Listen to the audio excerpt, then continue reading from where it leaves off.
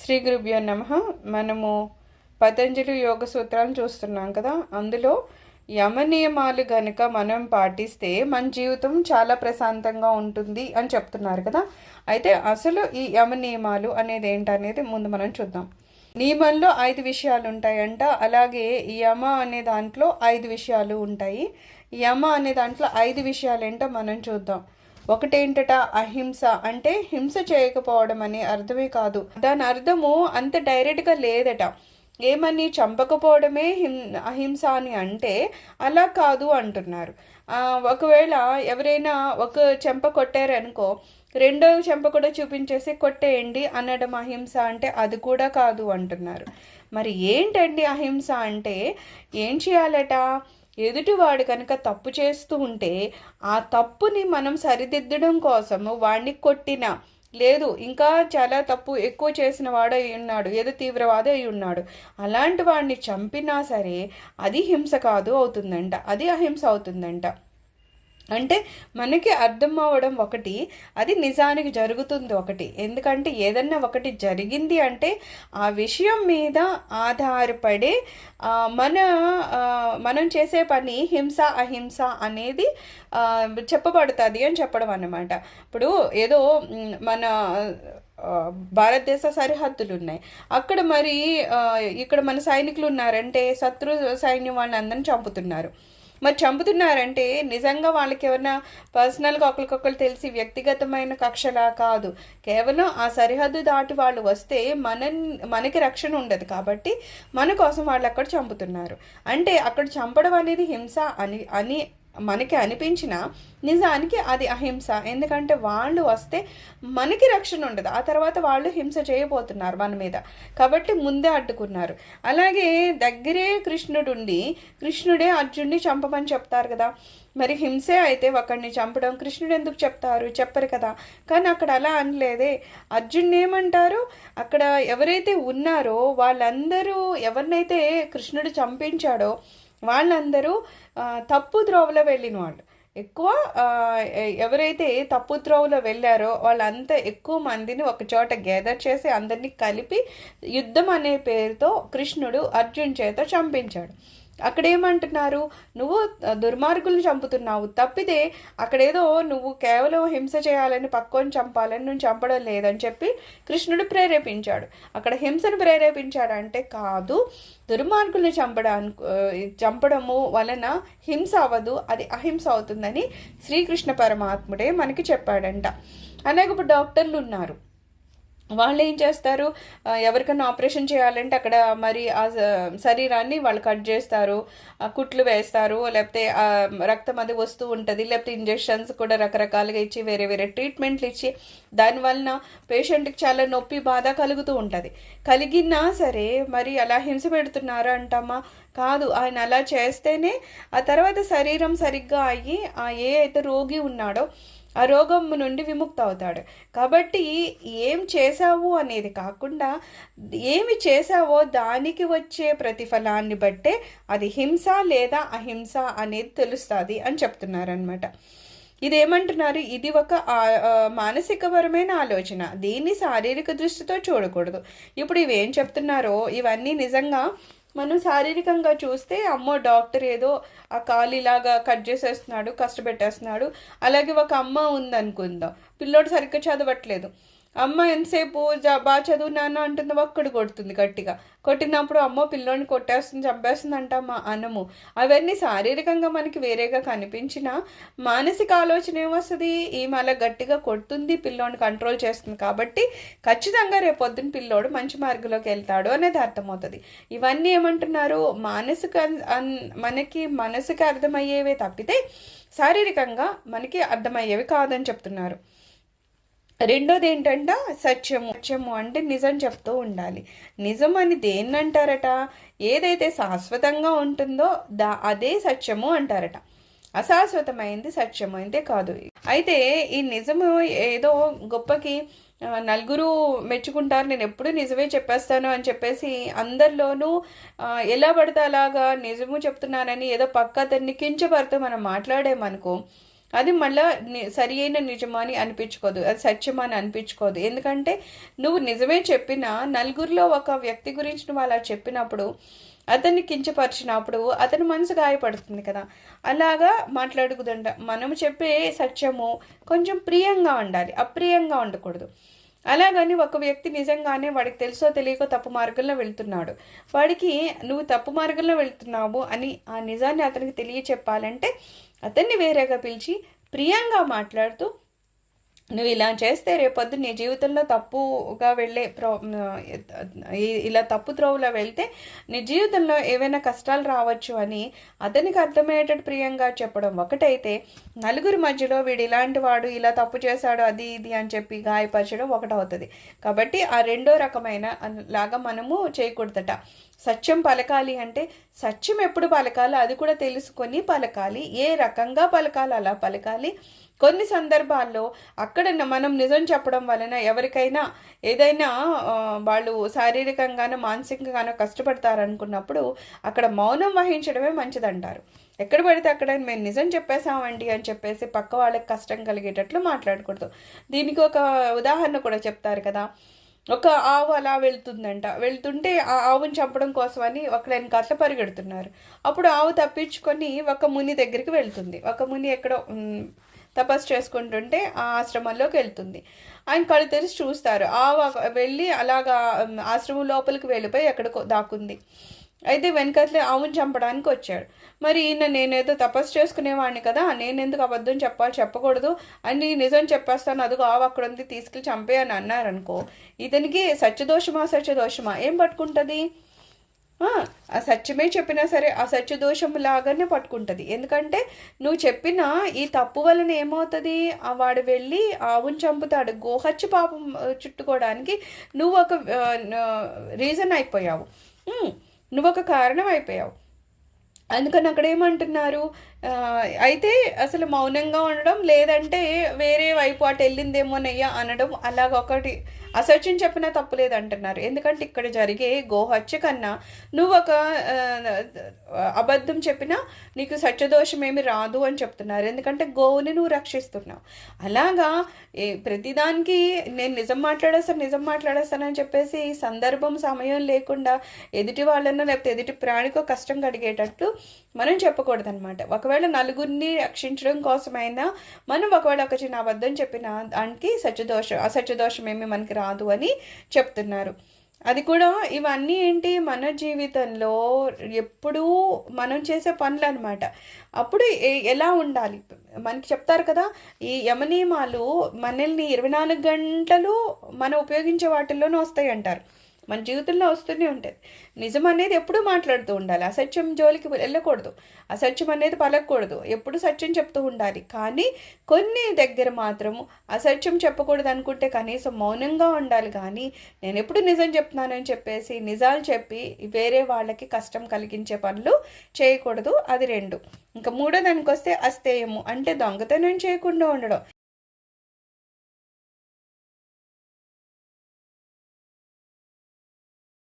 అంటే అదేంటండి, మేము ఎప్పుడు దొంగతనం చేసాం, ఎప్పుడు దొంగతనాలు చేయాల్సిన అవసరం ఏమంటే మనం చెయ్యం కదా అంటే, ఇక్కడ ఏమంటున్నారు, నువ్వు వేరే వాళ్ళ వస్తువులు తీసుకోవడం ఒకటే దొంగతనం కాదు, నీకు అవసరమైన దానికన్నా ఎక్కువ నువ్వు ఖర్చు పెడితే కూడా.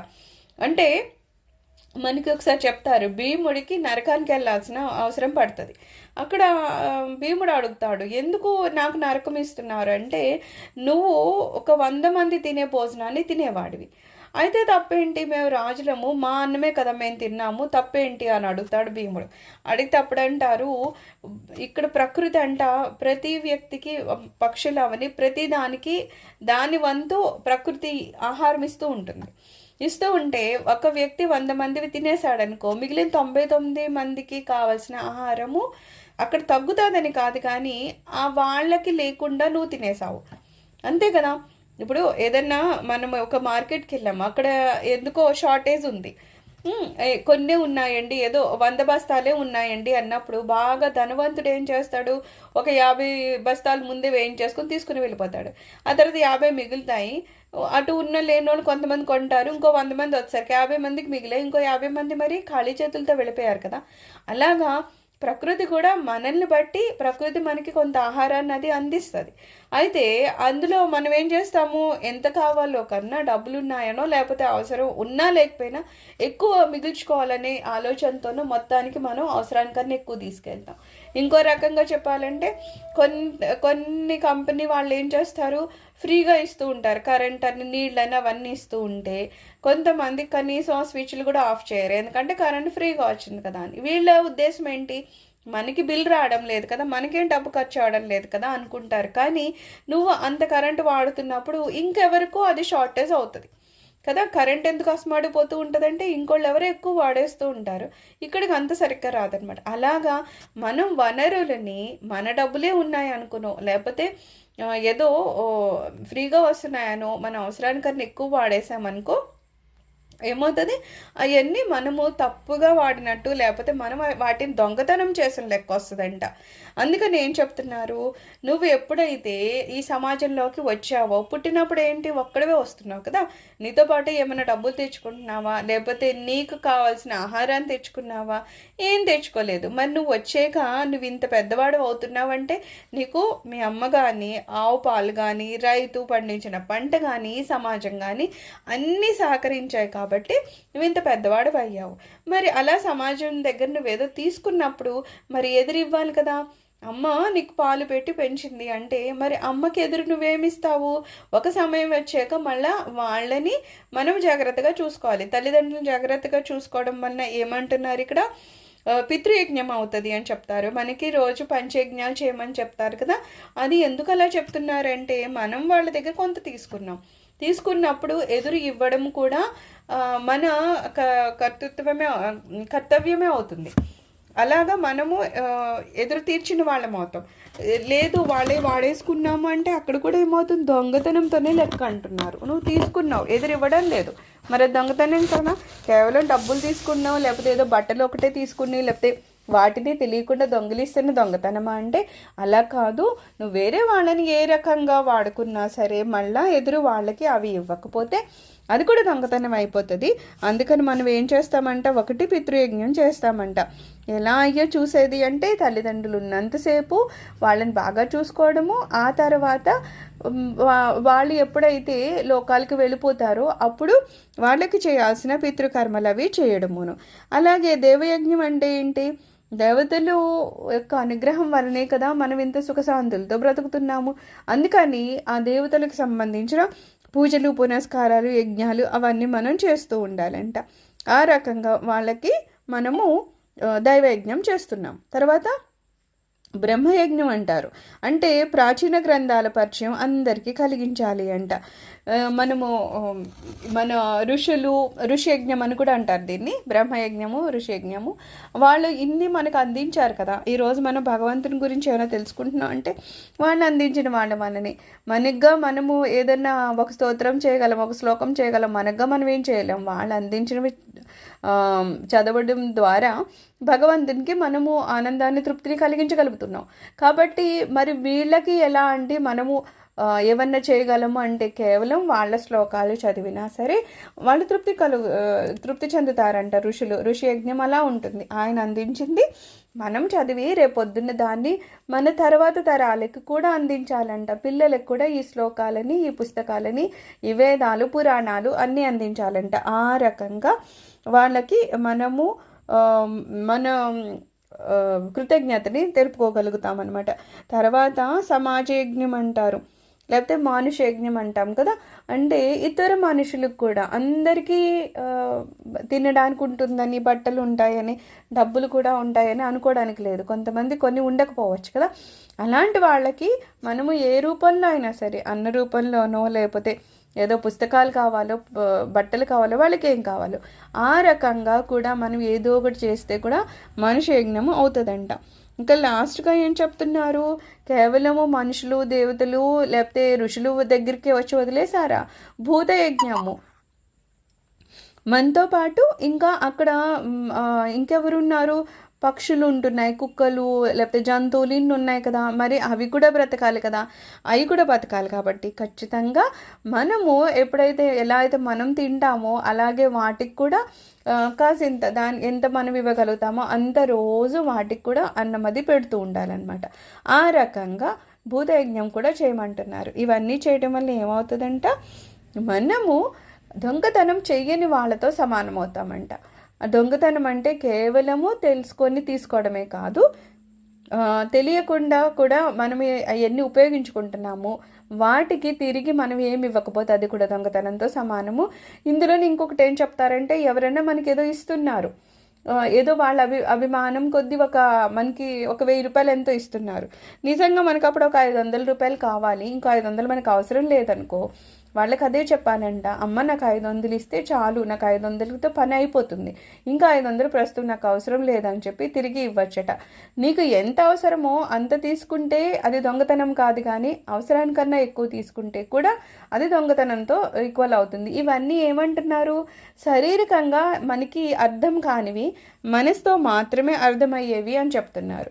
సో హింస అహింస అవని, లేకపోతే దొంగతనం చేయడమా చేయకపోవడమా అవని, సత్యము అసత్యము అవని, ఇవన్నీ ఇలాగా అని డెఫినేషన్ చెప్పడానికి లేదు. దాని యొక్క ఫలితాలు ఎలా ఉంటాయో దాన్ని బట్టి మనము ఇలాగ ప్రవర్తిస్తూ ఉండాలన్నమాట. సో ఇంకా 4వది ఏమంటున్నారు, బ్రహ్మచర్యం అంట. అంటే ఏదో పెళ్లి చేసుకొని వాడు మాత్రమే బ్రహ్మచారి అనడానికి ఏం లేదు.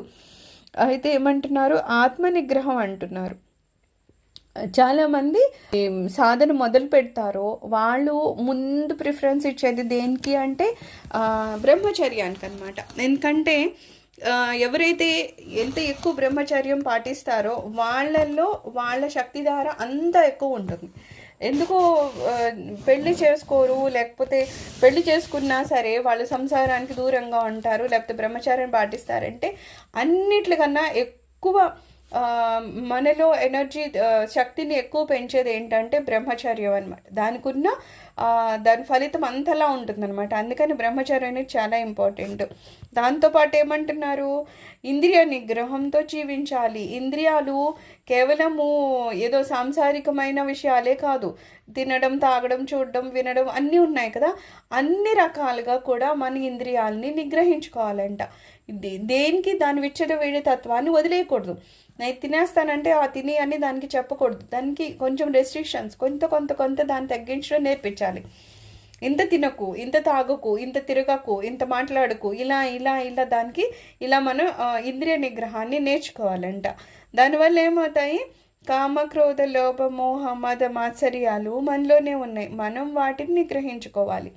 అయితే ఈ అరిషడ్ వర్గాలు నిజానికి చాలా కష్టం. కామక్రోధాలు లాంటివి మనకి కంట్రోల్లోకి వస్తాయంటే రావు, కానీ మనం నిగ్రహించుకోవడానికి ప్రయత్నాలు స్టార్ట్ చేస్తే మన సాధన దానికి కనెక్ట్ అవుతుంది. మన సాధన మనం కామక్రోధాలని అన్నీ తగ్గించుకోవడానికి ఎప్పుడైతే ప్రయత్నపూర్వకంగా కొంత ప్రయత్నాన్ని మొదలు పెడతామో అప్పుడు మనం చేసే సాధన అవని, మంత్రబలం అవని, గురుకృప అవని ఇంకా మనలో ఉన్న ఈ అరిషడ్ వర్గాల్ని తగ్గిస్తాయి అన్నమాట. ఒక సమయం వచ్చేసరికి అసలు అవి లేని స్థితికి కూడా వెళ్ళాలి అంటే కనీసం ముందు మనం అనేది మొదలు పెట్టాలి కదా. సో ఆ రకంగా బ్రహ్మచర్యము అనేది మనలో ఉన్న అరిషడ్ వర్గాలు కావని, ఇంద్రియ నిగ్రహాలు కావని, అన్నిటికీ మనం ఆపాదించి మనల్ని మనం ఎప్పటికప్పుడు నిగ్రహంలో ఉంచుకోవాలని చెప్తున్నారు. తర్వాత ఏమంటున్నారు, పరిగ్రహము ఈశ్వరు నా కోసం ఎంత ఇచ్చాడో అంతే తీసుకుంటాను. ఇక్కడ ఏమంటున్నారు, ఇందాక చెప్పినట్టు వేస్ట్ చేయడం లాంటివి చేయకూడదనమాట. నా దగ్గర ఉంది కాబట్టి నేను ఎక్కువ కొనేస్తాను. చాలా మంది భోజనంలో కూడా మనం చూస్తూ ఉంటాం కదా, పెట్టించేసుకుంటారు, సగం తిని సగం పడేస్తూ ఉంటారు. కనీసం వాళ్ళ ప్రయత్నం కూడా ఉండదు, అరే అంత పడేయకూడదు, లేకపోతే పెట్టుకునేటప్పుడే తక్కువ పెట్టుకోవాలి. ఇవి చూసినప్పుడు ఏమవుద్ది, పిల్లలు అదే నేర్చుకుంటారు. వాళ్ళు సగం తినడం, సగం పడేయడం. ఇంకా చెప్పాలంటే ఇప్పుడు అదే ఫ్యాషన్ కూడానంట, మొత్తం తినకూడదు అని చెప్పేసి కూడా సగం పడేస్తారట. ఇలా ఉన్నప్పుడు ఏమవుతుంది, అది ప్రస్తుతానికి ఏమీ అనిపించకపోయినా అలాగ మనము మన వనరుల్ని తప్పుగా వాడుతున్నాం కాబట్టి ఆ తర్వాత దాని కర్మఫలాల రూపంలో మనకి ఒక టైంలో తినడానికి కూడా తిండి లేని స్థితికి వెళ్ళిపోతూ ఉంటాం. ఎప్పుడు మనకేం చెప్తారు, కర్మఫలాలు ఉంటాయని చెప్తూ ఉంటారు కదా. అలాగా ఎప్పుడు అన్నాన్ని కానీ దేన్నైనా సరే అవసరానికన్నా ఎక్కువ మనం వాడడానికి ప్రయత్నం చేయడం కానీ, లేకపోతే అది ఎక్కువ వాడలేక దాన్ని వేస్ట్ చేయడం, వ్యర్థంగా వదిలేయడం కానీ ఇలాంటివి చేయకూడదన్నమాట. ఇక్కడ ఏమని చెప్తున్నారు, ఇక్కడ మనకి సహజంగా ప్రకృతి కొంత ఇస్తుంది, సహజ వనరులు ఉన్నాయి, అవి వేరే వాడు సృష్టించలేడు, సహజంగా వచ్చేవి సహజంగానే వస్తాయి. అవి మరి కొన్ని అని ఉంటాయి, దాన్ని మనం ఇష్టం వచ్చినట్టు వాడేసుకుంటూ ఉన్నామనుకో ఏమవుతాయి, నెక్స్ట్ వాళ్ళకి తగ్గిపోతాయి కదా. మన జనరేషన్ వాళ్ళు ఓకే, మనం తింటున్నాం తాగుతున్నాం అంతా ఫుల్గా ఎంజాయ్ చేసేస్తున్నాము, అవన్నీ ఖర్చు పెట్టేసాము. మరి తర్వాత వచ్చే వాళ్ళ పరిస్థితి ఏంటి, మన పిల్లలు ఆ పిల్లల తరకి ఈ వనరులు తగ్గిపోతే మరి వాళ్ళు ఎలా బ్రతుకుతారు, వాళ్ళకి కష్టం అవుతుంది కదా. అలా కూడా మనం చేసే పనులు దాని మీద కూడా ప్రతిబింబిస్తుంది కదా. సో ఆ రకంగా కూడా మనం తప్పు చేసిన వాళ్ళం అవుతామంట. మనం చూస్తూ ఉండే ఏ పార్క్కి వెళ్ళినప్పుడు అక్కడ వాటర్ నింపుకుంటారు కానీ ఆ ట్యాప్ కూడా కట్టరు. ఆ ట్యాప్ కట్టడం ఒక సెకండ్ పని కూడా వాళ్ళకి వేస్ట్ అనిపిస్తుంది, ఎందుకంటే ఆ ట్యాప్ ఏదో మంది కాదు, దానికి ట్యాక్స్ మనం కట్టం కదా, ఆ డబ్బులు మనకి రావు కదా. సో అంతలాగా మనసుని చాలా కొంచెద భావాలతో ఉంచుకుంటారనమాట. సో ఏమంటున్నారు, అది మందా కాదా అని కాదు, ఏదైనా సరే మనది ఎంత వంతుందో ఓకే, అక్కడ మంచినీళ్ళు కావాలి, ఒక బాటిల్ నీళ్ళు కావాలంటే బాటిల్ పట్టుకోవడం, మళ్ళీ పైప్ కట్టేసి రావడము, అక్కడ నా పని అయిపోయింది, అది నా బాధ్యత అని, లేకపోతే నేను ఎంత ఉపయోగించుకోవడం అంత ఉపయోగించుకున్నారు, అది పరిగ్రహం ఓకే. కానీ అది వదిలేసి వచ్చేసానే ఆ తర్వాత ఆ టంకి ఖాళీ అయిపోతుంది. నెక్స్ట్ నిజంగా పాపం దాహం వేసి ఎవరైనా వెళ్ళి కావాలనుకుంటే అందులో నీళ్ళు ఉండవు, అది అపరిగ్రహము. అది ఇవన్నీ ఏంటంటే మనకి కనిపించని దోషాలు, ఇవేమి మనకి తప్పు అని వెంటనే మనకు అర్థం కాదనమాట. ఏముంది, అది నాది కాదు కాబట్టి పైపు వదిలేసి వచ్చేసాను అనుకుంటాము, కానీ అక్కడ నువ్వు చేసిన ఆ తప్పు ఏదో ఎప్పుడో మళ్ళీ వేరే రకంగా మనల్నో నెక్స్ట్ వాళ్ళనో బాధిస్తూ ఉంటుంది అనమాట. సో ఇవేమంటున్నారు, యమ నియమాలలో మనం ప్రస్తుతము ఈరోజు యమంలో 5 విషయాలు నేర్చుకున్నాము. ఇంకా నియమాలు ఏంటి అనేది మళ్ళీ మనం మధ్యాహ్నం క్లాస్లో చూద్దాము. అయితే ఇవన్నీ ఎందుకు అంటే, ఇవన్నీ తెలుసుకుంటేనే మనము మార్పు తెచ్చుకుంటూ ఉంటేనే ఎప్పుడైతే మనశ్శుద్ధి కలుగుతుందో వీటి వల్ల ఏమవుతుంది, ఇవన్నీ మనం మంచిగా ఎలా బతుకుతామనేది నేర్పిస్తుంది కదా. ఎప్పుడైతే మనం మంచిగా బతకడం నేర్చుకుంటున్నామో అప్పుడు మనకి మనశ్శుద్ధి కలుగుతుంది. ఎప్పుడైతే మనకి మనశ్శుద్ధి కలుగుతుందో అప్పుడు ఏమంటున్నారు, నువ్వు ఆధ్యాత్మిక విషయాన్ని చాలా ఈజీగా తెలుసుకోగలుగుతావు. ఆధ్యాత్మిక విషయాలు ఊరికనే నువ్వు తెలుసుకోలేవు, ఎప్పుడైతే నువ్వు ఇవన్నీ చేస్తావో అప్పుడు తెలుసుకొని, అప్పుడు మనశ్శుద్ధి ఉన్నప్పుడే భగవంతుని సాక్షాత్కారం, ఆత్మ సాక్షాత్కారం కలుగుతుందని చెప్తున్నారు. సో మనం ఏదైతే లక్ష్యంగా పెట్టుకున్నామో, ఏదైతే మనం చేరాలనుకుంటున్నామో దానికి ఇవన్నీ సహకరిస్తాయి. చాలా సింపుల్గా చెప్పాలంటే, ఎవరైనా ఒక బండి మీద వెళ్ళాలనుకుంటున్నారు ఒక లక్ష్యం చేరుకోవడానికి, ఆ బండికి ఉన్న అన్ని పార్ట్స్ సరిగ్గా ఉండాలి, ఏది సరిగ్గా లేకపోయినా ఆ బండి నడవదు, మనము లక్ష్యానికి చేరుకోలేం. సో ఇవన్నీ ఏంటండి, ఇవన్నీ ఎందుకు మనం నేర్చుకోవాలంటే, ఇవన్నీ నేర్చుకోవడం వలన మన ప్రవర్తన, మన జీవిత విధానము, మన ఆలోచన విధానము, ఆఖరికి మన మనశ్శుద్ధి అన్నీ కలుగుతాయి. ఈ కలగడం అయినప్పుడు మాత్రమే మనం భగవంతుని సాక్షాత్కరించుకోగలము. ఆఖరికి మోక్షం అని దేనికోసం మనం తపన పడుతున్నామో అది మనం పొందగలుగుతాం అనమాట. మిగిలిన క్లాస్ సాయంత్రం చూద్దాం, మధ్యాహ్నం చూద్దాం. సర్వం శ్రీ గురు చరణారవిందార్పణమస్తు. లోకా సమస్త సుఖినో భవంతు. ఓం శాంతి శాంతి శాంతి.